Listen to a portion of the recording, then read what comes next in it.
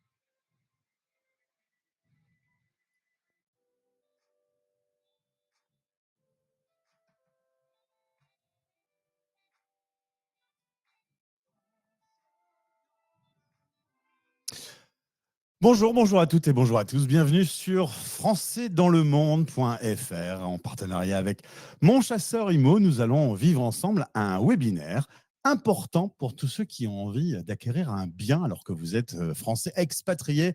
Vous nous regardez aux 4 coins du monde. Sachez que cette émission est enregistrée le 8 juillet à 19h.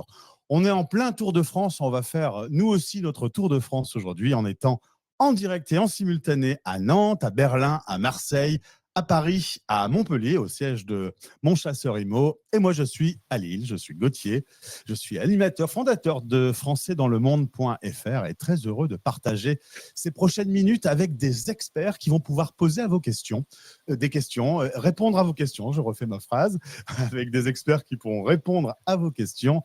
Vous pouvez laisser vos messages dans le chat. On va faire un petit tour de table, un petit tour d'horizon pour présenter nos invités. Aujourd'hui, on va donc parler d'un sujet qui concerne de plus en plus d'expatriés dans le monde. Comment acheter un bien immobilier en France alors que l'on vit à l'étranger? C'est un projet qui peut sembler un peu compliqué, voire inaccessible quand on est à des milliers de kilomètres et qu'on ne connaît pas bien le marché français ou qu'on n'a pas eu le temps de tout gérer soi-même. Et pourtant, de plus en plus de personnes franchissent le pas chaque année. Alors, comment s'y prendre concrètement? Quelles sont les étapes à ne pas rater? Les erreurs à éviter et surtout, est-ce que l'on peut vraiment mener un projet immobilier en France sans être sur place? Je vais vous faire un début de réponse. La réponse est oui. Grâce à nos experts, nos invités et notre témoin, un petit tour d'horizon. Je salue pour commencer Franck Danérol. Bonjour Franck et bienvenue. Bonjour Gauthier, bonjour tout le monde. Effectivement, je suis Franck Danérol, je suis directeur. Oh, pardon, excusez-moi. Voilà. Hop. Bonjour Franck et bienvenue. Rebonjour Gauthier, bonjour tout le monde. Et effectivement, je suis Franck Danérol, directeur commercial de Mon Chasseur Immo. Je suis dans ce réseau depuis bientôt 10 ans et j'ai eu l'occasion d'être moi-même chasseur auparavant, avant de m'occuper d'animation du réseau. Et j'ai eu l'occasion, à des intervalles réguliers, d'accompagner des expatriés dans le cadre d'un achat immobilier en France. Merci beaucoup. On rejoint maintenant Caroline Lemoine. Oui, bonjour les Français dans le monde.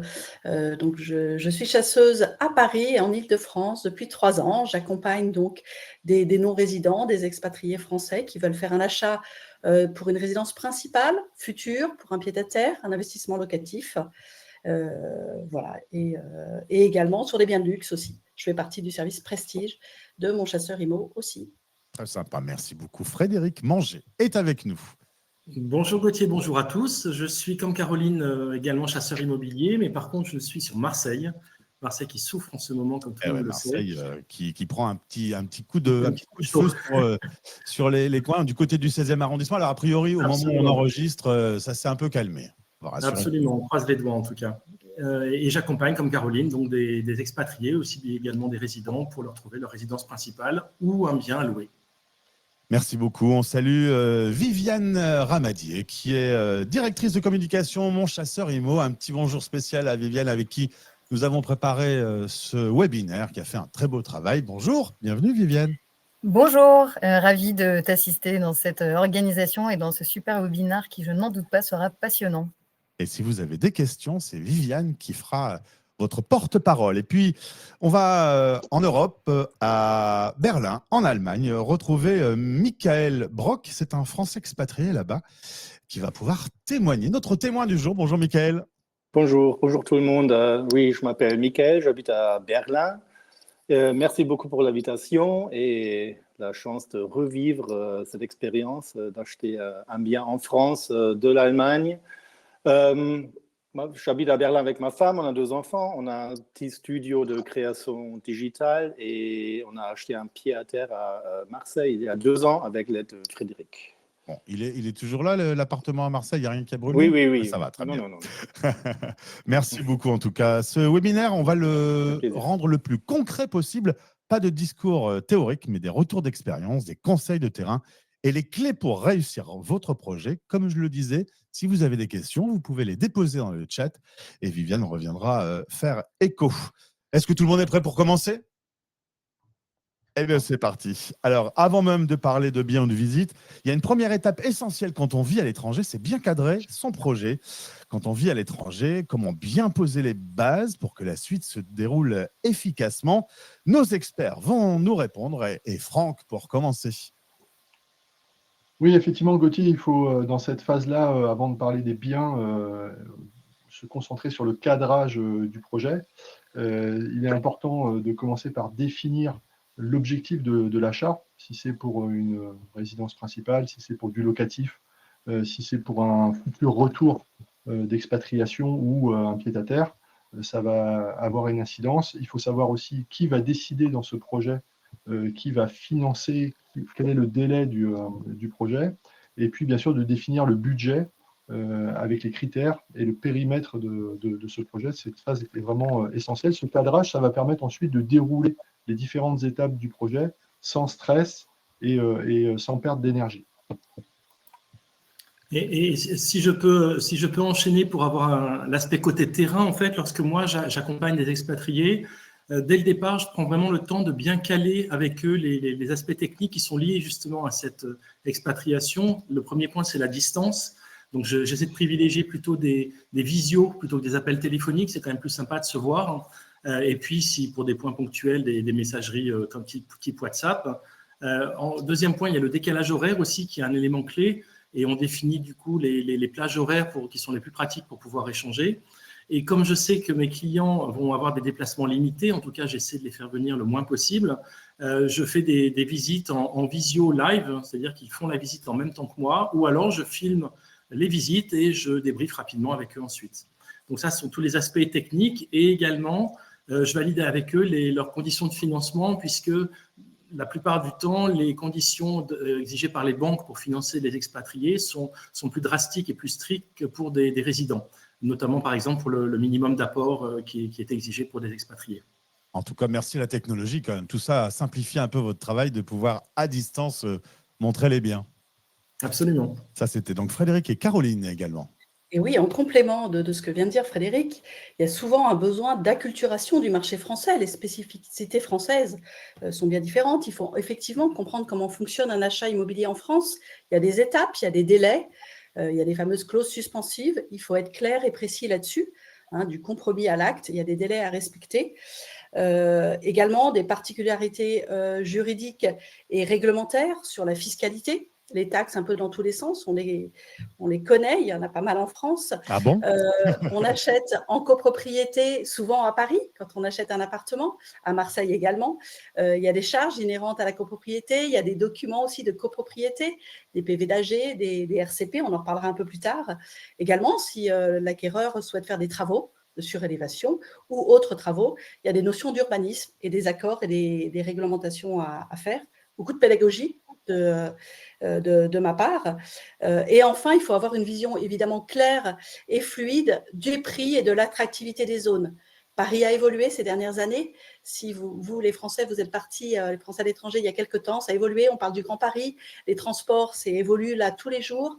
Aujourd'hui, on fait du vélo, énormément de vélo à Paris. Voilà, donc on ne connaît plus le Paris d'il y a même 3-4 ans. Là aussi, je parle beaucoup de pédagogie. Donc l'accompagnement à distance sert à expliquer tout ça, que tout soit fluide, bien compris, et donc même à distance, ça se fait facilement.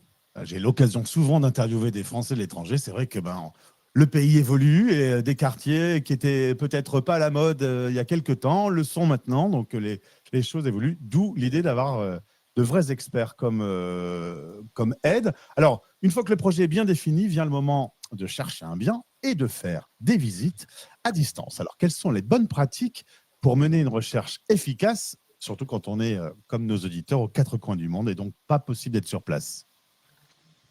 Ouais, effectivement, Gauthier, c'est un vrai enjeu, effectivement, de faire cette démarche depuis l'étranger. Ça demande à la fois d'être hyper organisé et beaucoup de réactivité. C'est les deux aspects qui sont vraiment à prendre en compte.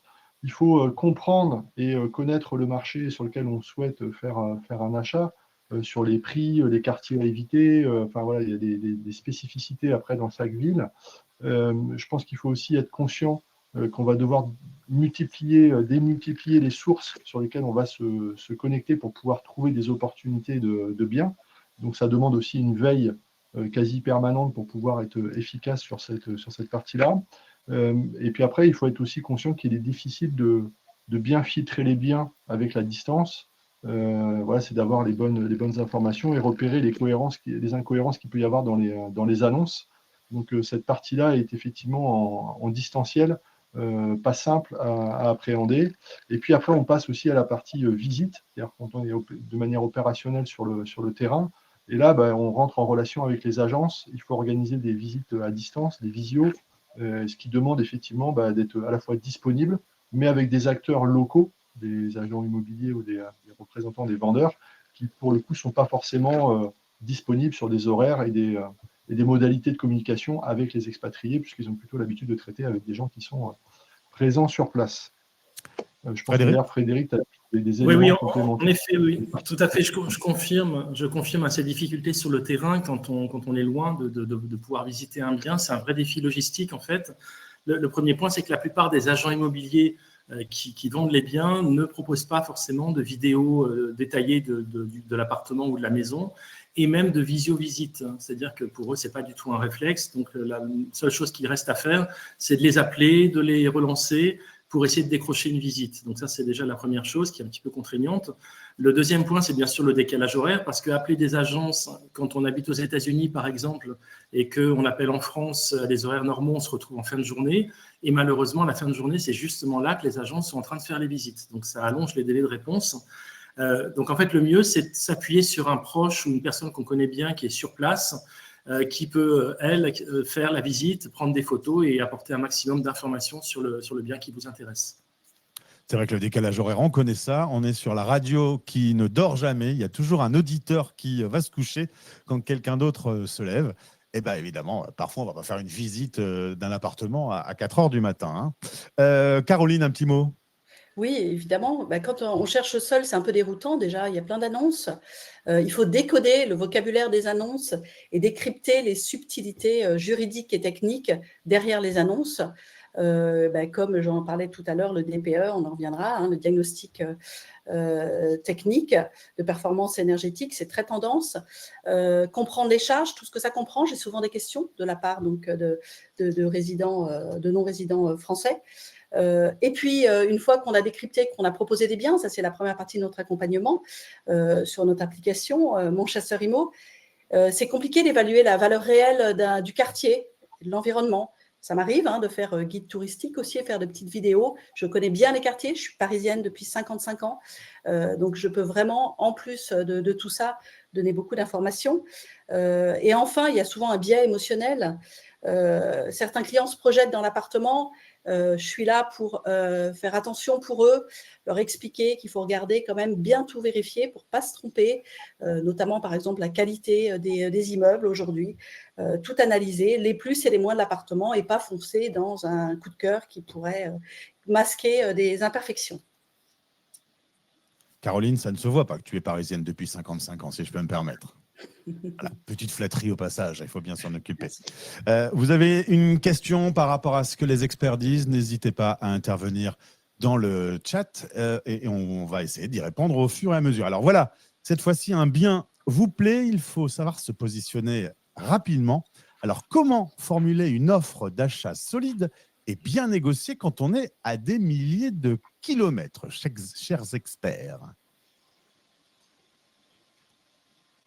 Alors, Franck, ton micro est coupé. Je n'ai pas appuyé. Oui, effectivement, Gauthier, je disais c'était une étape qui est cruciale et qui demande pas mal de préparation, puisqu'on est à un moment clé, une fois qu'on a la chance d'avoir trouvé un bien, pour pouvoir se positionner. Et là, il y a toute une réflexion qui est liée au prix, pour comprendre dans quelle position on peut décider de faire une offre de prix et à quel montant.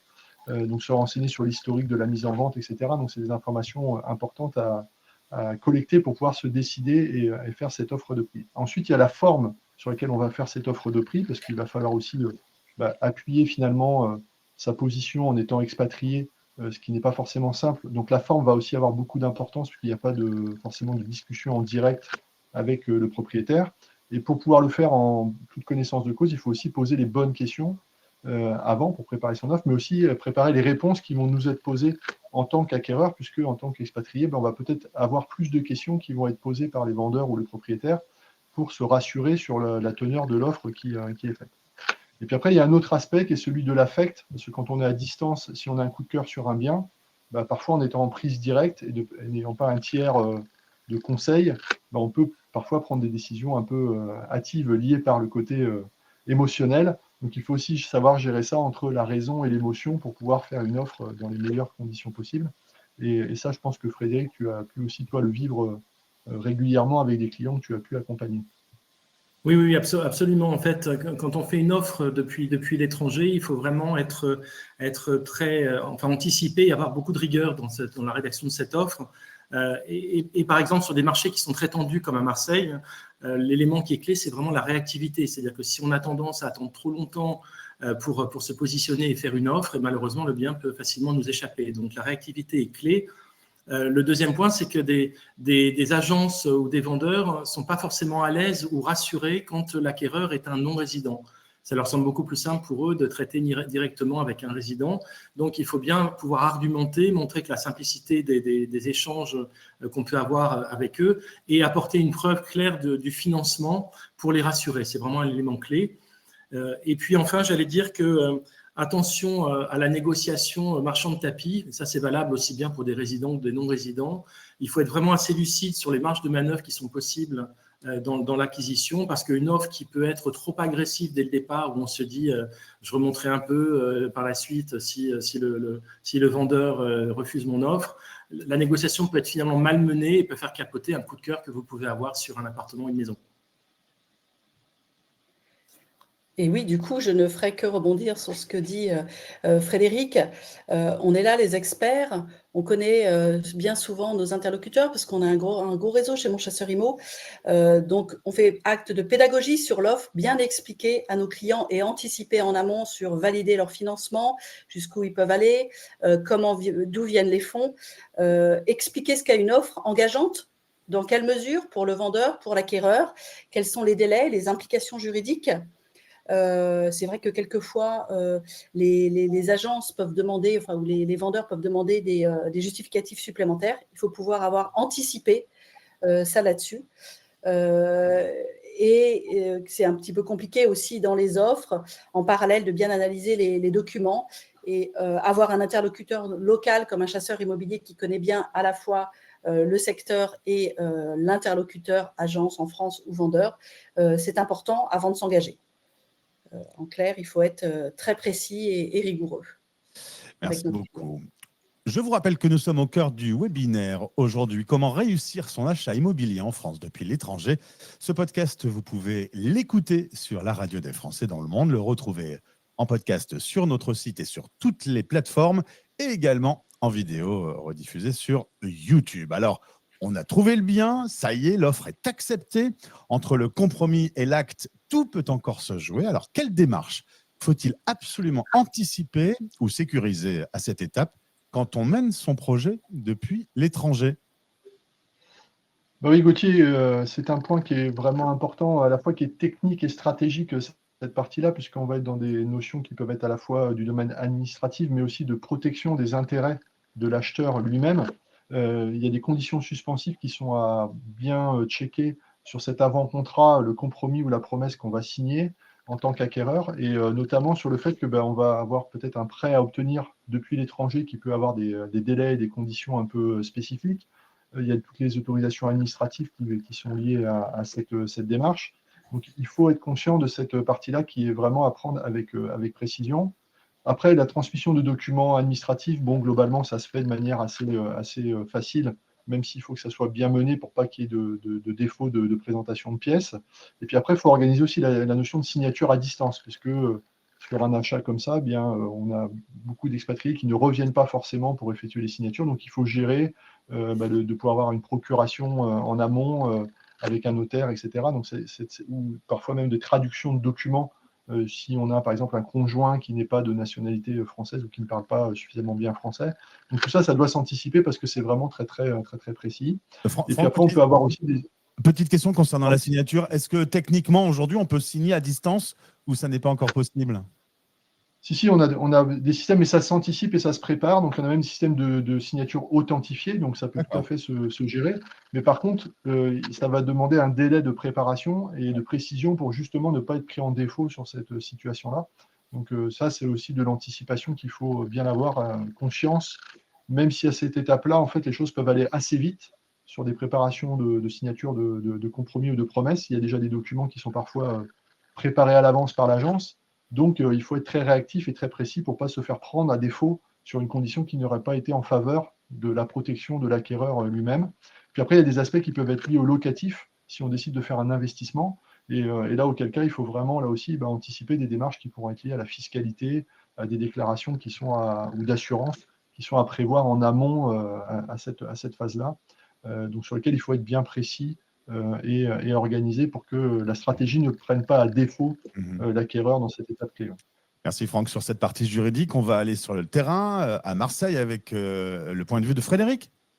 Absolument. Alors, sur cette étape-là, en fait, on commence à aborder des sujets vraiment très pratiques. Bon, la première chose dont on a parlé très brièvement, c'est quand même d'étudier en détail ce qu'on appelle le dossier de diagnostic technique, qui comprend notamment le DPE dont parlait Caroline tout à l'heure, le dossier de performance énergétique. Voilà, ce document est très important. En tant que chasseur, on l'étudie en détail, on fait un rapport synthétique à nos clients. Ce document sert à valider l'état du bien, en fait, pour sécuriser l'acquisition et s'assurer que le bien est en bon état et la copropriété également. Ensuite, quand on s'est décidé sur un bien, il faut également anticiper les travaux. Il y a souvent des travaux à réaliser et dans ce cas-là, il ne faut pas perdre de temps et commencer dès à présent à faire des demandes de devis pour pouvoir lancer les travaux juste après la signature et l'acquisition du bien. Également, souci purement technique et purement pratique, c'est qu'un certain nombre de contrats vont devoir être faits juste après la vente. Alors, pour avoir de l'eau, pour avoir de l'électricité, pour avoir un accès à Internet, pour pouvoir payer sa taxe foncière. Donc, tout ça, préparer bien sa petite checklist en amont pour que le moment venu, on puisse appeler qui de droit. Et puis, en plus, en cas de location, puisque, encore une fois, on peut acheter pour y habiter, mais on peut acheter également pour mettre en location.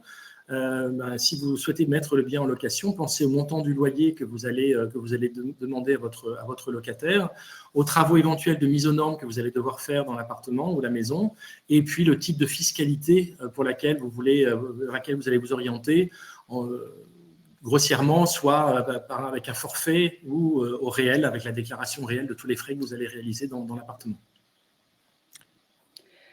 Je crois que c'est parfait, Frédéric, tu as presque tout dit. J'ajouterai un exemple concret. J'accompagne des étrangers à l'heure actuelle. On est entre la promesse et l'acte. On va faire les rendez-vous, ils veulent faire un peu de travaux. peut-être d'isolation supplémentaire pour ce fameux DPE. Et j'accompagne donc, et je vais peut-être faire des visites à distance ou pas. J'organise tout ça, finalement, on pilote le projet du début jusqu'à la fin. Il faudra aussi penser pour l'acte à prendre une assurance habitation. Des petits détails comme ça que le chasseur rappelle et qu'on oublie. Il y en a divers et variés. Donc voilà un petit peu tout ce effectivement qu'on peut faire. On pilote, on anticipe, on apporte la rigueur et on échange, on communique beaucoup avec notre acquéreur, notre client. C'est sûr qu'aujourd'hui, tout le monde pense qu'avec Internet, il sait tout sur tous les sujets. C'est là qu'on voit qu'un vrai professionnel de l'immobilier peut vraiment accompagner l'intégralité du projet et aider la personne qui veut acheter le bien. On a peut-être une question, Viviane, qui Tout à fait. a été posée avant de reprendre le cheminement de notre achat immobilier. Exactement, je vous laissais terminer. On avait une question de Mosen Benkeder qui dit « Je suis canadien et j'aimerais faire un pied-à-terre à Paris. Je connais très bien le marché immobilier canadien, mais difficilement le marché français. C'est quoi en général la marge de négociation pour l'achat d'un bien ?» Donc là, on était sur l'étape précédente. Ouais, voilà, le temps d'avoir récupéré la question. Qui va répondre à la question de notre invité? Alors moi, je veux bien répondre puisque je suis à Paris et que je viens d'accompagner un couple franco-canadien. Ah, parfait. Alors, oui, qui ont acheté pour une RP à Paris, une résidence principale. J'ai envie de dire, le marché parisien aujourd'hui est compliqué. C'est compliqué d'acheter. Il y a plusieurs vitesses. Ça dépend où vous voulez acheter votre bien, dans le centre de Paris ou dans des arrondissements plus périphériques. Et aujourd'hui, le marché est dynamique. Beaucoup d'étrangers s'y intéressent, beaucoup de Français expatriés. Quelquefois, il faut savoir se positionner. Je crois que Frédéric l'a dit tout à l'heure. Notre rôle, c'est de se positionner dans les premières visites parce qu'on sait que ce bien-là, il va partir dans la journée. On en est là. Et quand il part dans la journée, peu de négo possible. Et là, il faut avoir vraiment blindé son dossier de financement en amont, d'où effectivement notre accompagnement expert. D'autres biens, on peut aller jusqu'à 10 ou 15% de négociation. En moyenne, chez Mon Chasseur Immo, je crois que l'année dernière, c'était 6% à Paris de négociation. Voilà, tout dépend des biens, des critères que vous avez, des quartiers. Rien n'est décidé d'avance, mais quelquefois, ça va vite. Et notre rôle, c'est d'être dans les premières visites. Je souhaite à notre auditeur canadien de trouver son rêve à Paris. Alors, une fois l'acte signé, déjà, si je ne m'abuse, c'est le moment où on boit un coup de champagne. Il faut respecter les traditions. Est-ce que c'est terminé ou est-ce qu'il y a encore des étapes à anticiper? Non, effectivement, Gauthier, c'est pas tout à fait terminé. Même on si, ne peut pas il boire faut le passer- champagne, alors. Ça veut dire qu'il faut le boire prudemment et avec modération. Très bien. En tout cas, prudemment parce qu'on est encore dans une phase où il faut être méthodique et pour éviter aussi des déconvenus, parce que tout à l'heure, Frédéric et Caroline l'ont évoqué, simplement sur les accès à l'électricité, l'eau, en fonction du moment où on a des travaux, si on doit mettre sur cet appartement ou cette maison en locatif, il ne faut pas se retrouver dans des situations de coupure de fourniture, notamment de l'eau et de l'électricité, parce que ça coûte très cher aussi après de pouvoir le réamorcer. Quand on est à distance et qu'on n'est pas sur place, on a des gestions de clés qui peuvent être des fois, c'est tout bête, c'est très terre à terre, mais c'est assez problématique quand l'acquéreur est à l'étranger. Le notaire, il ne va pas forcément accepter qu'on vienne récupérer les clés 5 fois chez lui pour des visites de travaux. Donc, voilà, donc c'est des choses assez pragmatiques, mais sur lesquelles il faut être méthodique et bien organisé pour ne pas les subir, et avoir des surcoûts liés à ça. Et puis après, il y a aussi toute la partie, finalement, si on est sur du locatif, où il faut préparer la mise en location du bien. Et là aussi, ça veut dire des visites, ça veut dire des prises de photos, ça veut dire avoir toujours de l'électricité, encore une fois, pour que les visites puissent se faire avec la lumière. Enfin voilà, donc tout ça, il faut bien le préparer. Et puis, va falloir aussi préparer un bail, une évaluation du loyer. Enfin voilà, donc ça, des éléments, je pense que Frédéric pourra rajouter des compléments sur le sujet. Mais voilà, il faut effectivement célébrer parce qu'on a signé, mais pour autant, il ne faut pas manquer ces petites dernières marches qui parfois sont les plus importantes pour ne pas se retrouver face à des problématiques très chronophages finalement quand on est à distance. Oui, je suis complètement d'accord avec toi, Franck, et notamment sur le point principal, le premier point qui est celui de récupérer les clés. Ça paraît évident, mais en fait, quand on habite en Australie ou aux États-Unis, récupérer les clés, c'est un peu compliqué. Et c'est tout l'avantage aussi de passer par un chasseur. Moi, ça m'est arrivé très, très régulièrement d'assister physiquement à la signature de l'acte chez le notaire et du coup, de récupérer les clés pour mes clients, même avoir des doubles des fois. Les clients me laissent des doubles de leurs clés au cas où ils aient un souci sur place. Donc ça, c'est important de le mettre en place. Il y a également les travaux, on en a parlé tout à l'heure. Une fois que vous avez fait les devis, c'est le moment de lancer les travaux. N'oubliez pas qu'après les travaux, il va falloir faire le ménage. Donc, prévoyez le nettoyage de l'appartement ou de la maison après les travaux. Et puis, dans le cas d'une location meublée, par exemple, pensez à organiser la livraison du mobilier. Et puis, il faut faire tout le reste, préparer l'annonce, comme disait Franck, faire les photos, organiser les visites. Toute cette partie-là, en tout cas, moi, pour les clients que j'accompagne, quand ils font de la location meublée, je les oriente systématiquement vers des sociétés de location pour leur éviter ce stress et c'est une forme de sécurité pour eux de savoir que quelqu'un va gérer l'appartement sur place pour eux sans qu'ils aient de soucis à distance. Les fameux petits détails, Caroline, à ne pas oublier. Exactement, les petits détails qui peuvent bloquer, et il y en a partout, dans tous les sens. C'est transférer une adresse postale, par exemple, pour recevoir les courriers. Parce que quand on parle de copropriété, on parle de syndic et finalement de charges. Et mes clients, là, étrangers, me demandaient, mais comment on reçoit tout ça? À notre adresse en Hollande ou à notre adresse parisienne? Eh ben, il faut expliquer qu'il y a aussi des espaces Internet, que tel syndic, parce qu'on connaît bien tous les syndics parisiens, je connais bien ceux qui ont des espaces Internet, ceux qui n'en ont pas, comment ça se fait? Expliquer que c'est le notaire qui fait ça, mais qu'après, il faut suivre la taxe foncière qu'on paye au mois d'octobre, comment ça se passe? Qui gère tout ça? Effectivement, après, outre les travaux, où moi, je travaille avec des entrepreneurs locaux que je peux leur présenter, je peux même ouvrir la porte pour faire les travaux et suivre un peu vers ça et leur envoyer des vidéos s'ils ne sont pas là. Quand il y a des copropriétés avec des gardiens, quand il y a des commandes, des livraisons de meubles aussi ou autres, c'est pas mal aussi de rencontrer le gardien, d'introduire mes clients acquéreurs auprès du gardien aussi. Ça crée du lien, exactement, et faire effectivement vérifier que toutes les déclarations fiscales et locales sont bien respectées. Un petit détail, la taxe foncière, en fait, finalement, si vous êtes un nouvel acquéreur en France, à Paris ou à Marseille ou ailleurs, il faut créer un espace sur impôt.gouv.fr, le fameux site que tous on adore, pour pouvoir après suivre l'évolution de sa taxe foncière, par exemple. Ou un autre petit conseil, c'est si effectivement vous achetez un pied-à-terre et que vous venez de temps en temps, peut-être débrancher les piles de votre détecteur de fumée. Ça évitera qu'ils tombent en panne ou qu'ils sonnent quand vous n'êtes pas là, par exemple. Voilà, plein de petites astuces que les chasseurs apportent à leurs clients. De bons conseils pratiques. Vous écoutez Comment réussir son achat immobilier en France depuis l'étranger avec les experts de Mon Chasseur Immo. Vous écoutez la radio des Français dans le monde et je vous rappelle que vous pouvez télécharger votre application Français dans le monde pour avoir la radio et tous nos podcasts partout avec vous. Partout, même à Berlin, parce que justement, nous avons un témoin qui est là en direct. Il s'appelle Mickaël. Alors, Mickaël, on rappelle que tu as acheté un bien en France depuis l'étranger. Alors, est-ce que tu pourrais nous dire, avant de te lancer dans cette aventure, qu'est-ce qui te freinait, qu'est-ce qui t'inquiétait et quelles ont été pour toi les principales difficultés? Oui, bien sûr. Comment commencer? Alors, au début, peut-être comme tout le monde, on a vraiment envie de chercher un bien, on se projette dans ce bien, on est vraiment motivé. Nous, on a commencé à chercher il y a quelques années à Marseille, puis on rentre à Berlin et on ne sait pas vraiment où commencer. Parce on est perdu un peu. On est perdu, on n'est plus à Marseille, alors qu'est-ce qu'on fait? On passe beaucoup d'heures sur se loger et d'autres sites internet, mais on voit que c'est vraiment compliqué. Et on commence à se poser des questions comme est-ce que je connais tous les quartiers intéressants? On téléphone avec des agents qui sont super sympas, mais dans les conversations, on entend déjà que on n'est pas résident, alors on n'est peut-être pas un good lead, on n'est peut-être pas fiable. Alors on se demande aussi, il y a peut-être d'autres réseaux, d'autres possibilités. Est-ce que je vais vraiment trouver mon bien sur Internet? Et après quelques mois, nous, on a vraiment vu que c'est vraiment difficile d'avoir des rendez-vous pour des biens qui sont super intéressants parce qu'on voit vraiment que les biens, de faire des rendez-vous sur distance, c'est pas vraiment facile. Surtout à Marseille, il y a beaucoup d'appartements qui sont super sympas, ça bouge vraiment vite. Alors, on ne peut pas faire un rendez-vous dans 2 semaines parce que là, c'est impossible, ça va l'appartement trop est vite.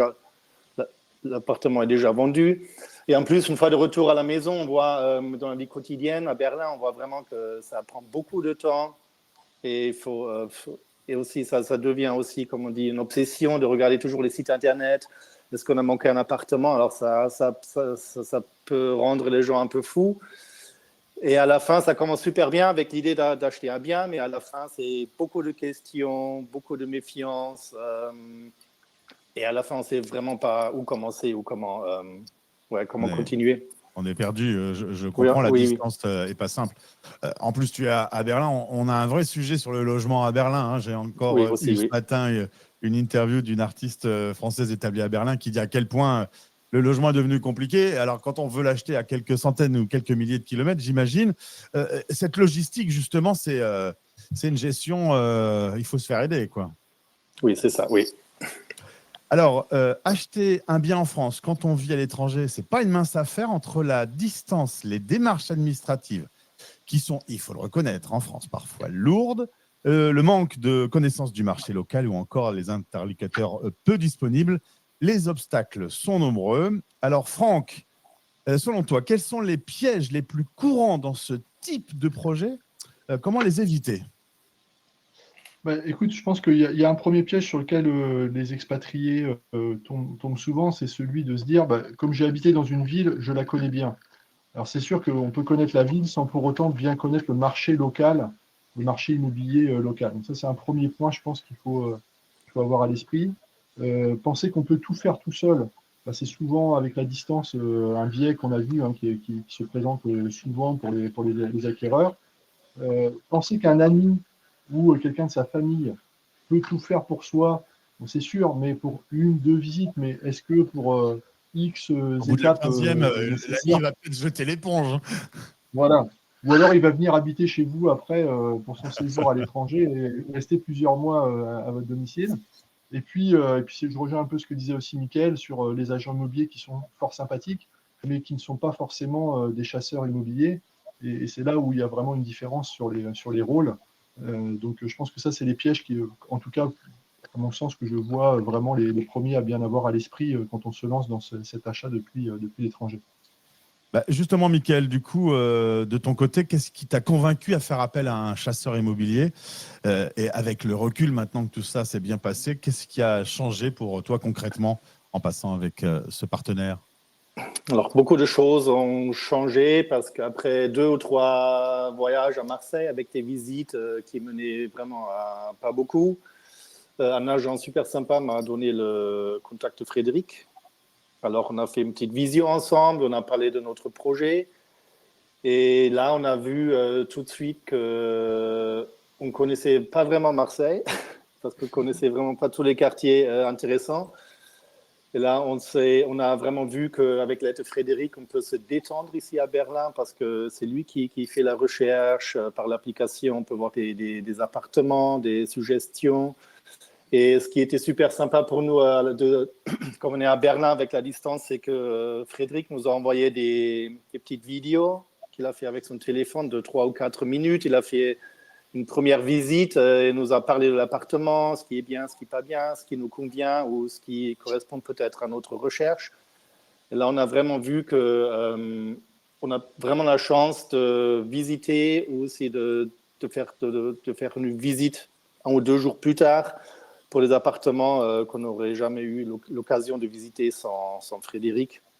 Et ce qu'il faut vraiment dire avec Frédéric, c'est qu'il nous a fait découvrir un quartier super sympa à Marseille qu'on ne connaissait pas, mais on se sent vraiment à l'aise et ça correspond vraiment à ce qu'on cherchait, mais on ne savait pas que ça existe. Alors là, on voit vraiment qu'avec un chasseur d'IMO, on peut un peu plus se concentrer sur ce qu'on veut et aussi l'investissement, se projeter dans l'appartement, dans le bien, sans avoir ce stress quotidien parce qu'on a toujours peur de rater peut-être l'appartement de ses rêves. Alors, il y a vraiment un sentiment de sécurité, on se sent moins seul. On a vraiment l'impression que quelqu'un est là pour nous aider, parce que le rôle d'un chasseur IMO, ce n'est pas le rôle d'un agent. Alors, on a vraiment l'impression qu'on a un ami. Maintenant, on est aussi des amis maintenant, Frédéric. Et oui, mais il faut vraiment dire, à partir de distance, dans mon opinion, de le faire sans chasseur IMO, c'est Pas possible. presque impossible, oui. Dis donc, Michael, tu es en Allemagne depuis combien de temps? Tu as pris un petit accent, tu sais? Oui, oui, ça fait 30 ans que je suis en Allemagne. Ah ben voilà, c'est ça. Oui. On comprend mieux. Et alors, est-ce que quand on signe un compromis à Marseille, on boit du champagne ou du Ricard? On a bu du champagne. Ah ouais. Voilà, on reste dans la tradition française. Oui, Alors, Franck, je me tourne vers toi concrètement. Qu'est-ce qui fait la force de l'accompagnement de Mon Chasseur Imo dans ces projets? On a un peu fait le tour du sujet, mais là, on est dans le concret. Le faire seul, c'est sûr, c'est pas possible. Non, effectivement, c'est notre force, cette logique d'accompagnement de ces enjeux, de gérer ces enjeux de l'achat à distance.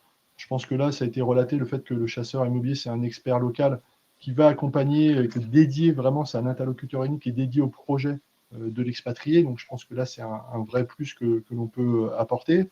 D'autant plus qu'on ne l'a peut-être pas précisé, mais il faut avoir à l'esprit que c'est un chasseur qui n'a pas de conflit d'intérêt, puisqu'il ne va pas proposer des biens qu'il a en portefeuille comme un agent immobilier, mais il va aller sourcer sur le marché les meilleurs biens qui correspondent au projet du client. Donc, c'est vraiment un allié. Je pense que ce que disait Michael en témoigne juste à l'instant.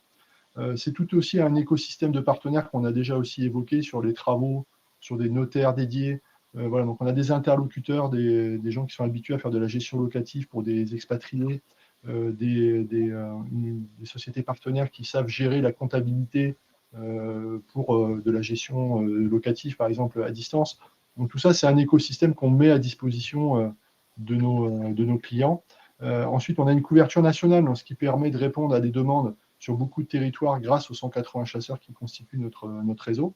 Donc ça, c'est aussi une force et d'être aussi avec des partenaires locaux et non pas des partenaires nationaux, parce que les réponses ne sont pas forcément toujours les mêmes et toutes les sociétés ne sont pas capables de répondre sur l'ensemble du territoire. Et puis, la particularité de Mon Chasseur IMO, c'est aussi pour ça qu'on a été notamment... on a eu un prix avec la French Tech sur cette partie-là. On a développé une application digitale qui permet, pour des gens à distance, de pouvoir interagir sur leur projet avec le chasseur. Et ça, en tenant compte tout à l'heure du décalage horaire que tu évoquais, eh bien, de pouvoir être réactif malgré tout et d'avoir un niveau de qualité d'information et de mise à disposition dans un seul et même support dans leur téléphone ou sur leur PC. Et ça permet là vraiment de pouvoir avoir toutes les analyses et les remontées d'informations que fait le chasseur. Donc pour moi, c'est vraiment le fait d'allier l'humain, qui est le chasseur IMO, et on y est très très attaché chez nous, avec la force du digital pour pouvoir permettre de faire aboutir ces projets dans les meilleures conditions possibles. Voilà, c'est de manière peut-être plus claire aussi, plus facile et moins stressante, parce qu'on sentait aussi dans Michael, ce projet-là pouvait amener du stress, alors que l'idée, c'est de se faire plaisir aussi à travers cet achat immobilier ou cet investissement. Donc, c'est ce que permet aujourd'hui l'accompagnement du réseau Mon Chasseur IMO.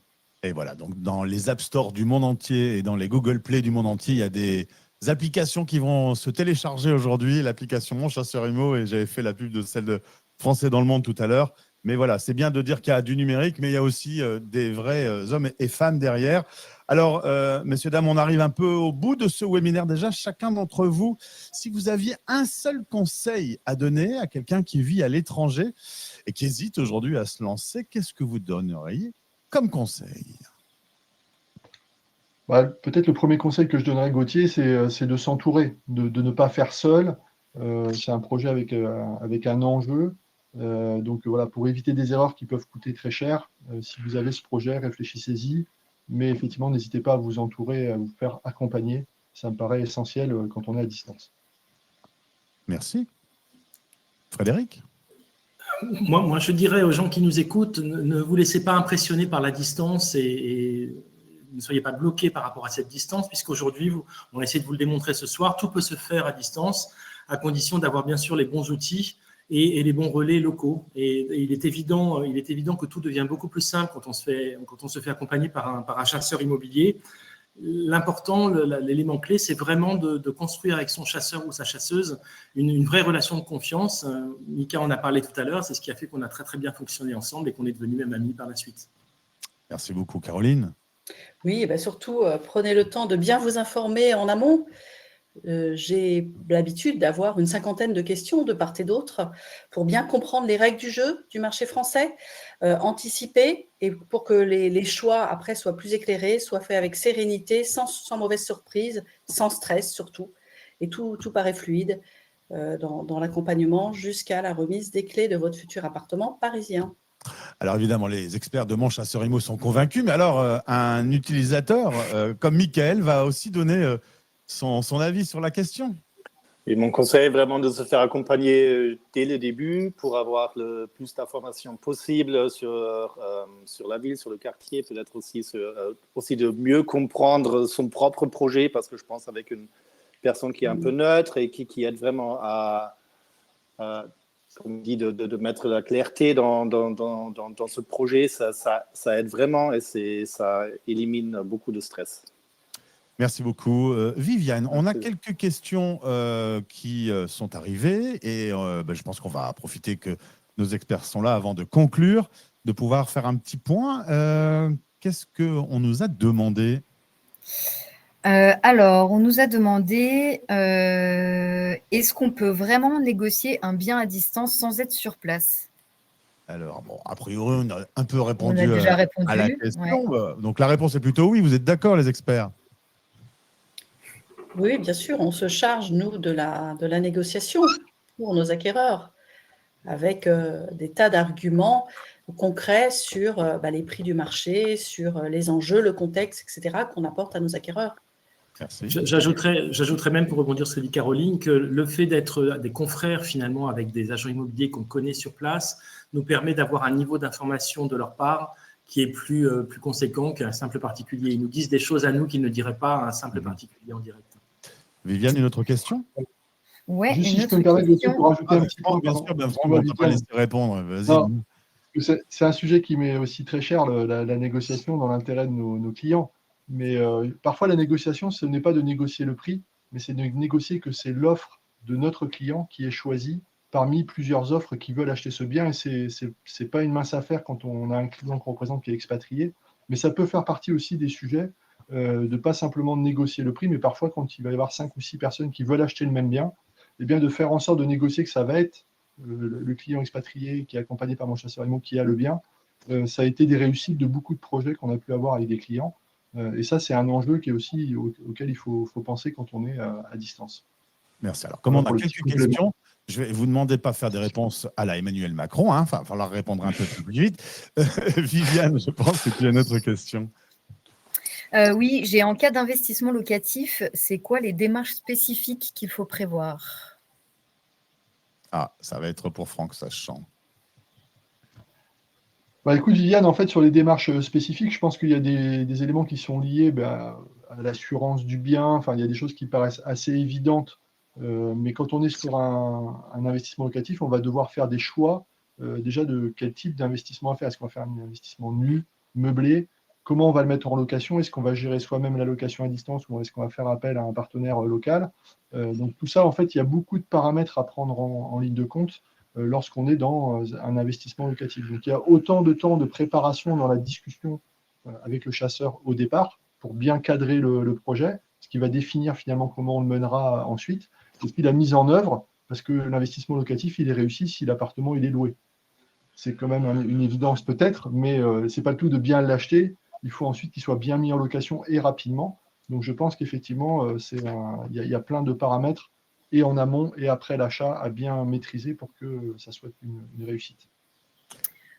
J'ai une autre question qui vient aussi d'arriver, de Mozen Benkeder, toujours, qui dit « Pensez-vous qu'il y a conflit d'intérêts quand on négocie directement avec l'agence vendeuse ?» Alors, je ne sais pas si les experts voulaient répondre. Enfin, en tout cas, conflit d'intérêt, nous, on travaille 100% dans l'intérêt de l'acquéreur. Donc, on n'a pas de conflit d'intérêt puisqu'on n'a pas de rémunération qu'on partage ou de partage financier avec l'agence vendeuse. Donc, on est vraiment dans une logique de négocier dans l'intérêt du client. C'est pour ça que tout à l'heure, ce que disait Frédéric, c'est qu'on est avec un homologue qui est un confrère du monde de l'immobilier, mais nous, on représente l'acquéreur et lui, il représente les intérêts du vendeur. Donc, on travaille pour rapprocher les positions, mais sans avoir de contrat ou de reversement financier. Donc, on le fait vraiment en toute objectivité J'ai même tendance à dire que quand on le fait pour des clients qui sont à distance, on le fait presque comme si on le faisait pour nous, quoi. Donc on est vraiment 100% du côté de l'acquéreur, il n'y a aucun doute là-dessus. C'est d'ailleurs pour ça qu'on est dans ce schéma 100% dédié aux acquéreurs et qu'on ne fait pas de mise en vente de biens chez Mon Chasseur Immo. On est vraiment uniquement que sur l'accompagnement des acquéreurs pour ne pas avoir justement de conflit d'intérêts. Merci beaucoup pour cette réponse, Viviane. Une dernière question? Oui, comment transférer les fonds depuis l'étranger? Bon, je ne sais pas si vous voulez répondre, Frédéric ou Caroline. Hein. Allez-y si vous voulez. Oui, les fonds se font. Il faut savoir que les fonds, de toute façon, sont envoyés au notaire, hein, puisque c'est le notaire qui gère intégralement les flux financiers. Et généralement, les transferts se font depuis la banque ou l'organisme qui fait le prêt sur le compte du notaire. Mais c'est vrai qu'il faut tenir sur des plafonds. Il peut y avoir des plafonds pour les transferts. J'ai eu le cas concret la semaine dernière. Et donc, toujours anticiper, en discuter en amont. Ça va dépendre des pays, des banques et des clients. Oui, il y a peut-être des délais un peu plus longs que si c'était des résidents également. Donc, anticiper le délai des transferts de fonds depuis l'étranger. En effet. Très bien, je pense que nous avons fait le tour de ce webinaire. Merci à vos quatre pour vos retours d'expérience concrets et très complémentaires. Merci et Guten Tag aussi, hein, Guten Tag, Dankeschön plutôt. Vous avez vu, j'ai une maîtrise de l'allemand qui est tout à fait excellent. Ce qu'on retient, c'est qu'un achat immobilier à distance depuis l'étranger, c'est complexe, mais ça peut parfaitement se faire à condition d'avoir la bonne méthode, les bons réflexes et les bons partenaires. Mon Chasseur Immo, c'est aujourd'hui un réseau de 180 chasseurs immobiliers présents partout en France, capables d'accompagner à distance les expats et les non-résidents dans tous les types de projets, une résidence principale, un pied-à-terre ou un investissement locatif pour vous permettre d'acheter le bien idéal au meilleur prix et de façon simple, sûre et efficace. Évidemment, on va vous mettre tous les liens utiles pour découvrir le réseau Mon Chasseur Immo. Vous pouvez leur écrire également à contact@monchasseurimo.com. Merci d'avoir été avec nous sur françaisdanslemonde.fr, un média à disposition de tous les francophones qui se préparent, qui vivent ou qui rentrent de mobilité internationale. On n'a pas évoqué le sujet du retour en France, mais il y en a quelques-uns qui reviennent et voilà, donc c'est aussi l'occasion pour eux d'acquérir un bien. Merci à tous d'avoir été là avec nous. Le podcast audio et vidéo est disponible en ligne. Je vous souhaite un bel été parce qu'on est quand même aux portes de l'été. Vous allez continuer à travailler ou il y aura des vacances pour vous? Il y aura des vacances. Ah, bien, moi aussi. Oui, il faut faire un break. C'est nécessaire pour nous aussi. Merci Frédéric. Caroline? Oui, mois d'août, c'est ralenti à Paris quand même. Ah ouais. Donc, bon, même si on anticipe pour la rentrée, qu'on poursuit les recherches pour des clients en juillet, si on n'est pas trouvé, mais c'est ralenti. Vacances en août. Ça va ralentir un tout petit peu pour la saison estivale. Et Franck?